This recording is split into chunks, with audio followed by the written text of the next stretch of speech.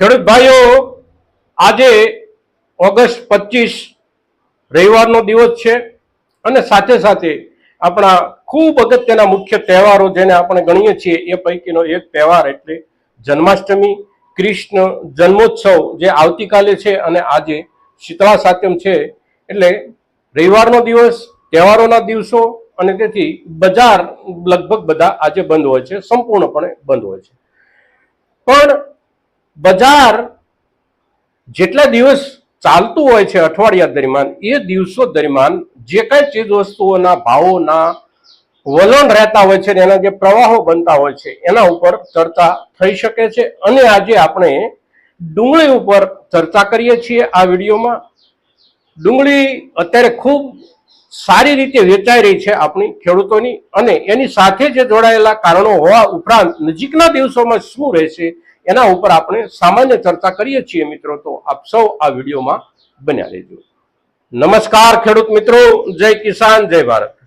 ખેડૂત ભાઈઓ, અત્યારના દિવસોમાં લગભગ છેલ્લા એક મહિનાથી આપણે જોઈએ તો આપણને ખેડૂતોને બજાર તરફથી સૌથી સારો સહકાર મળ્યો હોય તો એ 2 થી 3 ચીજ વસ્તુઓ છે, જેમ કે ચણા હોય, ડુંગળી, લસણ અને તુવેરના પાકમાં તો આપણે ઘણા સમયથી સારી રીતે ભાવ મેળવી રહ્યા છીએ.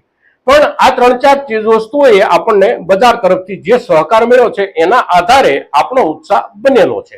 હવે ડુંગળીનો જે અત્યારે બજાર છે એને આપણે ગયા અઠવાડિયાના હિસાબથી જોઈએ તો સારી ડુંગળી, સારી એટલે કે જે ડુંગળી અત્યારે પણ બિલકુલ બગડી નથી, અગર તો આગળના દિવસોમાં પણ બગડવાની જેની શક્યતાઓ ઓછી હોય છે, એ ડુંગળી એટલે બંધ મોઢાનો માલ, જે સારી રીતે જમીનમાં જ પાકી ગઈ હોય અને ત્યાર પછી આપણે કાઢી હોય, એટલે કે એના લોદર સ્વયંભૂ ગળી ગયા હોય, આવી જે ડુંગળી હોય છે એ જ ડુંગળી સારી ગણાય છે અને લાંબો સમય એનો સંગ્રહ થઈ શકે છે.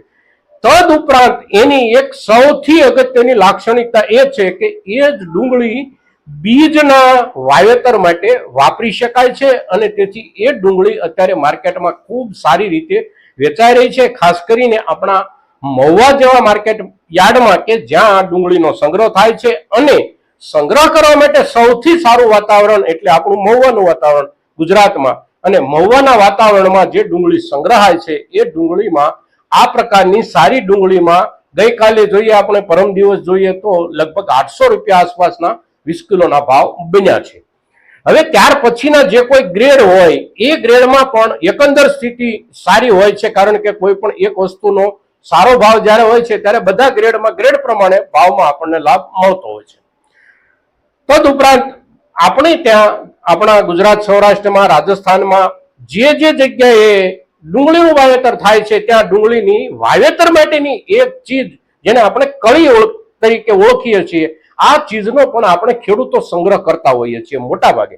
અને એના કારણો પણ જોડાયેલા હોય છે, જેમ કે કોઈએ રોપ લીધો, રોપ લઈ અને ડુંગળીનું ચોપાણ કર્યું અને કુવામાં પાણીની તકલીફ થઈ તો લાંબો સમય સુધી ડુંગળીને પિયત ન આપી શકતા હોઈએ, અગર તો ન આપી શકતા હોઈએ તો કળીની અવસ્થાએ આપણે ખેડૂત તરીકે એને ખેંચી લીધી હોય અને એનો સંગ્રહ કર્યો હોય. ઉપરાંત કેટલાક ખેડૂતો નિયમિત રીતે એવા જ પ્રકારની ડુંગળી પકવીને સંગ્રહ કરતા હોય છે અને એનો વેચાણનો જે સમય છે એ દરમિયાન એનું વેચાણ થતું હોય છે. હવે એના વેચાણનો જે સમય છે એ અત્યારે નજીક આવી રહ્યો છે. વરસાદ જો અત્યારે મોટા પાયે ન હોત તો અત્યારે પણ એના ચોપાણની શરૂઆત થઈ ગઈ હોત અને એ જ ડુંગળી આપણને દિવાળી પછીના નજીકના દિવસોમાં જોવા મળતી હોય છે બજારમાંથી. એટલે એ જે કળીની ડુંગળીનું જે વાવેતર છે એ વાવેતર રાજસ્થાનના કેટલાક વિસ્તારોમાં, ખાસ કરીને રાજસ્થાનનો અલવર જિલ્લો જે છે ત્યાં ડુંગળીનું આ પ્રકારની ડુંગળીનું ચોપાણ શરૂ થઈ ગયું છે. આપણા ગુજરાતમાંથી, મહુવામાંથી પણ ત્યાં દરરોજ ઘણો બધો માલ જઈ રહ્યો છે અને તેથી આ પ્રકારની ડુંગળીમાં પણ અત્યારે સારા ભાવ આપણને ખેડૂતોને આપણા વિસ્તારમાં ગુજરાતમાં મળી રહ્યા છે. પણ કળીમાં એક વસ્તુ એવી છે કે અત્યારનો સમય બેસ્ટ છે, પછી એના વાવેતરનો સમય પૂરો થઈ ગયા પછી કળીનો ભાવ મળવો મુશ્કેલ છે. તો અત્યારના સમયમાં હજી આવતા દિવસોમાં 15-20 દિવસ, મહિના દિવસ સુધી એનું વાવેતર થશે. રાજસ્થાનમાં પણ થશે, અહીંથી આપણે ત્યાંથી રાજસ્થાનમાં માલ પણ મોકલશે વેપારીઓ, આપણે ત્યાં પણ વાવેતર થશે. એટલે કળીનો ભાવ તો એ ભાવ બની રહેવાની કે થોડો ઘણો વધવાની શક્યતાઓ એટલે આગામી એકાદ મહિનાનો સમય. એવી જ રીતે જે ડુંગળી આપણી બિયારણમાં વપરાય છે, જેને આપણે બંધ મોઢાનો માલ આપણે શરૂઆતમાં જે ચર્ચા કરી, એ માલ આપણા વિસ્તારમાં અને આપણા વિસ્તારની બહાર પણ એ માલ આપણો જાય છે. અને જે લોકો એમાંથી બીજ પકવે છે, એટલે કે આપણે ખેડૂતોનો એક વર્ગ એવો છે કે જે બીજ પણ પકવે છે, કોઈ 5 વીઘાનું, કોઈ 2 વીઘાનું, જેવી જેમની અનુકૂળતા એ પ્રમાણે બીજનું વાવેતર થતું હોય છે. અને જે બીજનું વાવેતર થાય છે એમાં આ એક જ ડુંગળી ચાલે છે. જૂના વર્ષની એટલે કે ગયા વર્ષની, ગઈ સિઝનની પાકેલી હોય, બંધ મોઢાનો માલ હોય, સારી રીતે સંગ્રહિત થયેલી હોય અને એમાં કોઈ પણ પ્રકારનો રોગ કે બાકીનું કોઈ પણ ડેમેજ એટલે કે નુકસાની ન હોય, આ જ ડુંગળી એમાં વાવેતરમાં વપરાતી હોય છે. એટલે આ પ્રકારની જે કાંઈ ડુંગળી છે એને માટે ભાવ બની રહેવાના અને ભાવ વધવાના સમયમાં હજી ઘણો લાંબો સમય બાકી છે. પણ એ ડુંગળી સાચવવી અઘરી છે, કારણ કે અત્યારે ઓગસ્ટ મહિનો ચાલે છે, પછી સપ્ટેમ્બર મહિનો જે આખો પસાર થાય છે એ એના ઉપરથી પસાર થતો હોય છે, કારણ કે એનું વાવેતર જે છે એ ઓક્ટોબર મહિનાના અંતમાં અને નવેમ્બર મહિનામાં સૌથી વધારે થતું હોય છે. એટલે આખો સપ્ટેમ્બર મહિનો, અને સપ્ટેમ્બર મહિનો એટલે આપણા ભાદરવાનો તાપ, એટલે ભાદરવાના તાપમાં એમાં વધારે બગાડની શક્યતાઓ રહેતી હોય છે. અને તેથી એ સમય દરમિયાન એ માલમાં નુકસાન પણ જતું હોય છે. તેથી સંગ્રહ જે લોકોની પાસે હોય, જે ખેડૂતો પાસે આ પ્રકારની ડુંગળીનો, એ ખેડૂતો કાળજીપૂર્વક સંગ્રહની સતત સંભાળ રાખતા રહે અને આવતા સમયમાં એટલે કે સપ્ટેમ્બર મહિનો પૂરો થયા પછી ઓક્ટોબર નવેમ્બરમાં એના ખૂબ સારા ભાવ મળવાની શક્યતાઓ દેખાઈ રહી છે, કારણ કે બાકીનો માલ બજારમાં ખૂબ ઓછો થઈ ગયો છે. જે માલ ઝડપથી કાઢી નાખવો જોઈએ આપણે આ સંજોગોમાં, એ માલમાં જે વર્ગ આવે છે એ વર્ગ છે અત્યારના દિવસોમાં નબળો માલ હોય, નજીકના દિવસોમાં બગડી જવાની શક્યતા હોય અને હવે બગડી જવાની શક્યતાઓ વધતી હોય છે. કારણ કે આ મહિનો પૂરો થયો, સપ્ટેમ્બર મહિનો બેઠો એટલે ભાદરવાનો તાપની અસર સૌથી વધારે એના ઉપર થાય છે, ડુંગળી અને લસણ ઉપર, અને બગાડ પણ સૌથી વધારે એમાં બનતો હોય છે. તેથી આપણને ધારો કે કોઈ માલમાં 50-100 રૂપિયા ભાવ વધારે મળ્યો તો પણ ત્યાં સુધીમાં આપણા બગાડનું નુકસાન ઘણું બધું થઈ જતું હોય છે. એટલે શક્ય તેટલું જે માલ બગડી જવાની સંભાવનાઓ છે, અગર તો બગડવાની શરૂઆત થઈ ગઈ છે, આ માલ આપણે ખેડૂત તરીકે કાઢી નાખવો જોઈએ નજીકના દિવસોમાં. કળીમાં સારા ભાવ મળી રહ્યા છે અને અલવરના અને એની આસપાસના રાજસ્થાનના વિસ્તારોમાં અત્યારે કળીનું જે ચોપાણ ચાલી રહ્યું છે એનો ભાવ આપણે જોઈએ તો એક મણના, ત્યાં ક્વિન્ટલના ભાવથી વેચાય છે, પણ એના આધારે આપણે આંકડા કાઢીએ તો એક મણ 550-600 રૂપિયા સુધીના ત્યાં ભાવ ચાલી રહ્યા છે. સ્થાનિક એકબીજા ખેડૂતો જે પરિચિત માલ હોય છે એના 100 રૂપિયા 200 રૂપિયા પણ વધારે આપતા હોય છે અને આપણે પણ અહીંયા એવું થતું હોય છે. તો આ પ્રમાણે કળીના ભાવ ત્યાં ચાલી રહ્યા છે, અહીંયા પણ આપણને સારા ભાવ કળીના મળી રહ્યા છે.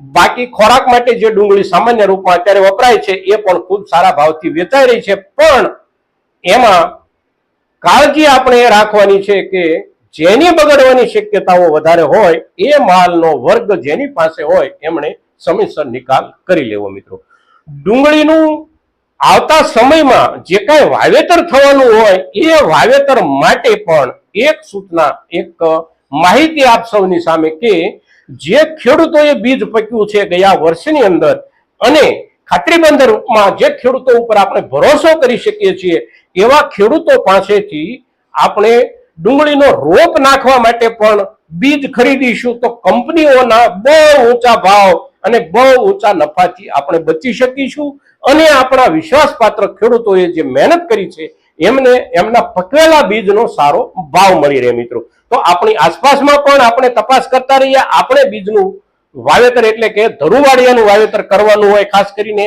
વ્યવસાયિક હેતુથી ધરુવાડિયાનું વાવેતર કરવાનું હોય કે 1 વીઘો 2 વીઘા 5-5 વીઘા સુધી આપણે ધરુવાડિયાનો ઉછેર કરતા હોઈએ છીએ અને એનો આપણે વેચાણ પણ કરતા હોઈએ છીએ. એટલે એમાં જે બીજની જરૂર પડે એ બીજ માટે આપણે શક્ય ત્યાં સુધી ખેડૂતો પાસેથી ખરીદવાનો આગ્રહ રાખીએ અને ખાતરીબંધ બીજ જે ખેડૂત પાસેથી આપણને મળી શકે એમ હોય એવા ખેડૂતોનો આપણે સંપર્ક કરીએ. જૂના સમયમાં એક ગામથી બીજા ગામ સુધી પણ સંપર્કની શક્યતાઓ ઓછી હતી એટલે આપણને વિશેષ માહિતી નહોતી મળતી, પણ આજના યુગમાં અને ખાસ કરીને સોશિયલ મીડિયાના આ સમયમાં આપણને આ તમામ માહિતીઓ ઝડપથી મળી રહે છે. આપણે સોશિયલ મીડિયા પર સર્ચ કરીએ અને આપણી નજીકના ગામડાઓમાં કે વિસ્તારમાં કયા ખેડૂતો પાસે ડુંગળીનું બીજ છે એની પણ આપણને માહિતી મળી રહેતી હોય છે. મિત્રો, તો આ માહિતીના જે સોર્સિસ છે એનો આપણે અત્યારના સમયમાં ભરપૂર ઉપયોગ કરીએ અને ડુંગળી ઉપર અત્યારના ભાવ વિશે ચર્ચા કરવાની બહુ જરૂર નથી, કારણ કે દરેક ખેડૂતો ભાવની સ્થિતિને જાણે છે, પણ આગામી દિવસોમાં શેના ભાવ બની રહેશે, શા માટે બની રહેશે, એની જે આપણે ચર્ચા કરી છે એ અગત્યની ચર્ચા છે અને તેથી આપણા મહત્તમ ખેડૂતો સુધી આ ચર્ચા પહોંચે એવા આપ સૌના તરફથી પ્રયાસો થાય એવી વિનંતી ઉપરાંત ગઈકાલે આપણે જે વાવેતરના આંકડાઓની ચર્ચા કરી એમાં એક સોયાબીનનો મુદ્દો આપણે જે ચર્ચ્યો હતો એ મુદ્દા ઉપર આપણે ખેડૂતોના અભિપ્રાયો પણ માંગ્યા હતા કે આનું વાવેતર વધવાના કારણો શું, તો ઘણા બધા ખેડૂતોએ આપણને એના કારણો આપણી સામે રજૂ કર્યા છે.